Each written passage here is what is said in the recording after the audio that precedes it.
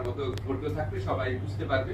এটা ছাড়া আমাদের একটা অত্যন্ত বড় কাজ ছিল ডিজিটালাইজেশন। আপনারা জানেন যে কোনো ডিজিটালাইজেশন দুর্নীতির স্কোপ বন্ধ করে দেয়, ভোগান্তির স্কোপ বন্ধ করে দেয়, যে কোনো ডিজিটালাইজেশন।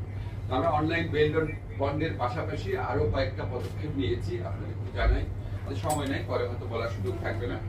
আমরা অনলাইন বেল বন্ডের পাশাপাশি আরো কিছু ডিজিটালাইজেশনের ব্যবস্থা সম্পূর্ণ করেছি।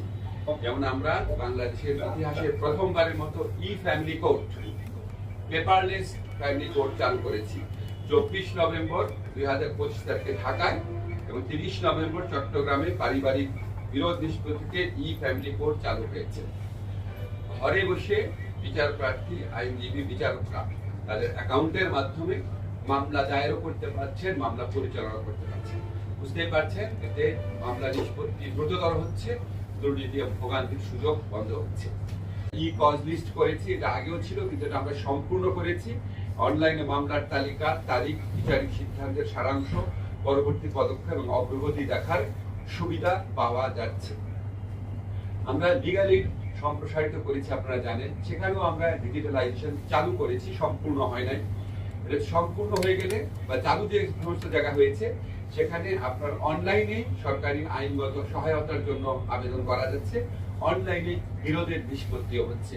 এটা সম্পূর্ণ হয়ে যাবে কিছুদিনের মধ্যে এবং অনলাইনে আপনার লিগালি সেবা সম্প্রসারিত হলে আপনার বিকল্প পদ্ধতিতে বিরোধ নিষ্পত্তিও আগের চেয়ে অনেক বেড়ে যাবে বলে আমরা বিশ্বাস করি। ভূমি মন্ত্রণালয়ের ক্ষেত্রে অনেক ধরনের কিছু কিছু জিনিস শোনা যায়, কারো কারো ক্ষেত্রে শোনা যায়, সেখানেও আপনার অনলাইনে রেজিস্ট্রেশন হওয়ার পরও ভোগান্তি একটা নতুন পর্যায়ে শুরু হয়।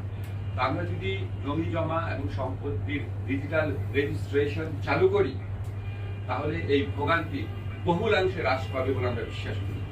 তো অনলাইনে জমি জমা সম্পত্তি রেজিস্ট্রেশনের জন্য একটা প্রকল্প আমরা অলরেডি অনুমোদন করেছি, প্রকল্পের কার্যক্রম অলরেডি শুরু হয়েছে।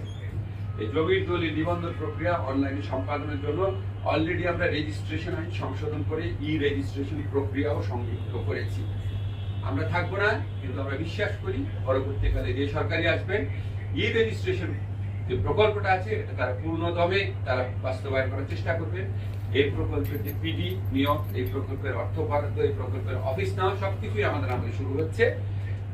আশা করি আমরা 2026 সনের মধ্যে এই প্রকল্পের কাজ শেষ হবে না? আচ্ছা সরি, এটা একটু সময় লাগতে পারে, 1 থেকে 2 বছর সময় লাগবে। কিন্তু যখন আপনার এই যুগান্তকারী কাজটা সম্পূর্ণ হবে তখন জমি জমা সংক্রান্ত মামলা এবং জমি জমা সংক্রান্ত মামলা থেকে অনেক ফৌজদারি মামলা হয়, সেই মামলার